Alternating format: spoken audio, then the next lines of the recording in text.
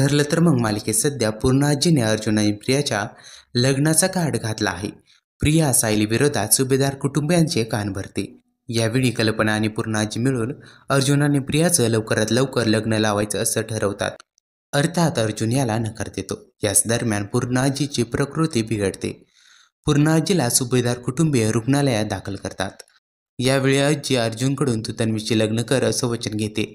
मालिकेत खरी तन्वी सायलीत असते, पण हे सत्य कोणालाच माहीत नसतं.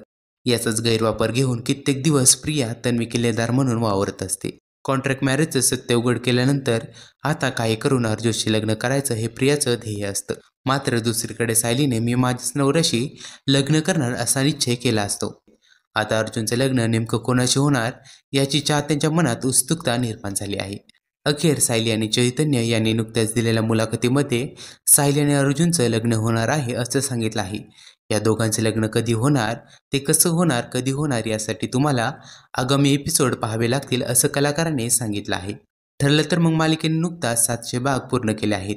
या निमित्ताने या टीमने सेटवरती केक कापून सेलिब्रेशन केलं आहे. यावेळी मालिकेचे दिग्दर्शक सचिन गोखले यांनी आगामी ट्रॅकबद्दल महत्त्वाचा खुलासा केला आहे.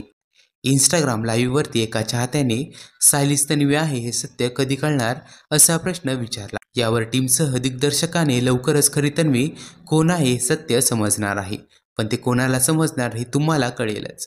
सायलीच तन्वी आहे हे सत्य समोर आल्यावर अर्जुन पूर्ण आजीला दिलेलं वचन कधीच मोडणार नाही, कारण त्याला आजीने प्रियाशी नव्हे तर तन्वीशी लग्न कर असं वचन दिलेलं आहे. त्यामुळे आगामी भागातच हे सत्य मालिकेतील महत्त्वाच्या व्यक्तींसमोर येणाऱ्याची दाट शक्यता वर्तवली जात आहे. मालिकेचा हा आगामी ट्रॅक पाहण्यासाठी प्रेक्षक देखील आतुरतेने उत्सुक आहे.